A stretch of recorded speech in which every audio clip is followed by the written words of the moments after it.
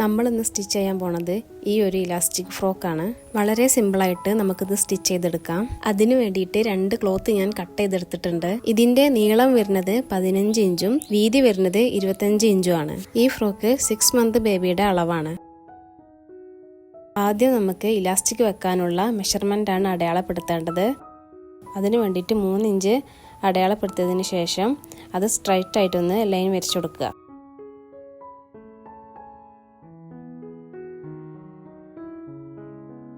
കരഭാഗം 1/2 inch ഉള്ളിലോട്ട് മടക്കി നമ്മൾ അടയാളപ്പെടുത്തിയ ഭാഗത്ത് വെച്ചിട്ട് സ്റ്റിച്ച് ചെയ്തെടുക്കുക. ഇപ്പോൾ അതാ ഞാനിവിടെ സ്റ്റിച്ച് ചെയ്തെടുത്തിട്ടുണ്ട്. ഇനി സ്റ്റിച്ച് ചെയ്ത ഭാഗത്തുനിന്ന് മേലോട്ട് 1/2 ഇഞ്ച് അടയാളപ്പെടുത്തുക. ഇനി ഈ അടയാളപ്പെടുത്തിയ ഭാഗം സ്റ്റിച്ച് ചെയ്തെടുക്കുക. ഇത് നമുക്ക് ഇലാസ്റ്റിക് ത്രെഡ് വെക്കാൻ വേണ്ടിയിട്ടാണ് ഇവിടെ സ്റ്റിച്ച് ചെയ്യുന്നത്. ഇവിടെ സ്റ്റിച്ച് ചെയ്തെടുത്തു. ഇനി നമുക്ക് ആം ഹോൾ അടയാളപ്പെടുത്താം. അതിനു വേണ്ടിയിട്ട് ഈ ക്ലോത്ത് 2 മടക്കിയതിന് ശേഷം ഈ ഭാഗത്ത് 1.5 ഇഞ്ചും താഴത്തോട്ട് 2 ഇഞ്ചാണ് അടയാളപ്പെടുത്തി കൊടുക്കുന്നത്. ഇത് സ്ട്രാപ്പ് വരുന്ന ഒരു ഫ്രോക്കാണ്, അതുകൊണ്ട് ആം ഹോൾ ഇത്ര കൊടുത്താൽ മതി.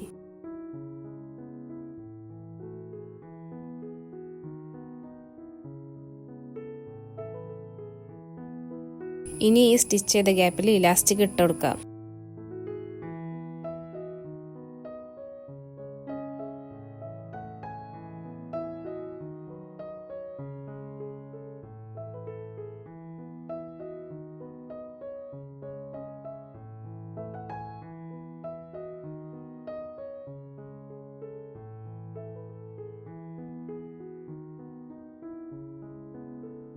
ഇനി ഇലാസ്റ്റിക്കിൻ്റെ 2 സൈഡിലും ഓരോ സ്റ്റിച്ച് കൊടുക്കാം. അത് അങ്ങോട്ടും ഇങ്ങോട്ടും നീങ്ങി പോവാണ്ടിരിക്കാൻ വേണ്ടിയിട്ട്.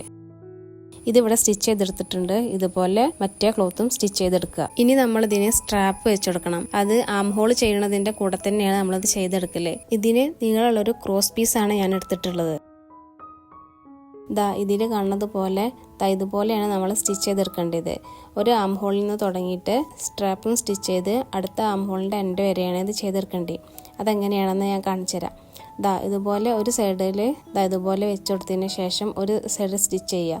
ഇനി നമ്മൾ സ്ട്രാപ്പിൻ്റെ ലെങ്ത് എത്രയാണെന്ന് വെച്ചാൽ അത് അടയാളപ്പെടുത്തുക. ഇവിടെ ഞാൻ 4.5 ഇഞ്ചാണ് അടയാളപ്പെടുത്തുന്നത്.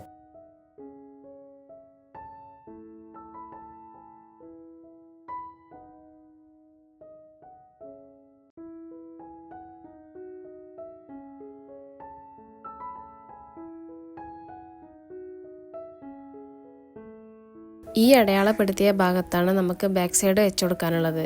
എന്നിട്ട് ഈ ആം ഹോളിൻ്റെ എൻഡ് വരെ സ്റ്റിച്ച് ചെയ്ത് കൊടുക്കുക.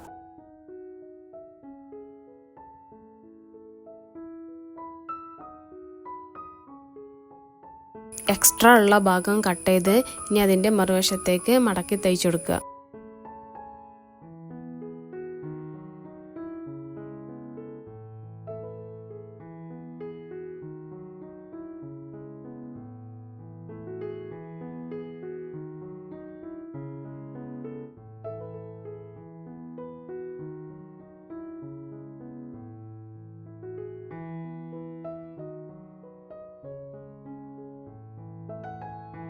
ഇപ്പോൾ അത് നല്ല നീറ്റായിട്ട് കിട്ടിയിട്ടുണ്ട്.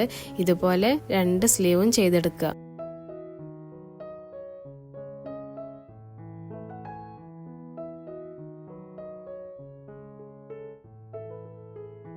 ഇനി ഇതിൻ്റെ 2 സൈഡും കൂട്ടി യോജിപ്പിച്ച് സ്റ്റിച്ച് ചെയ്തെടുക്കുക.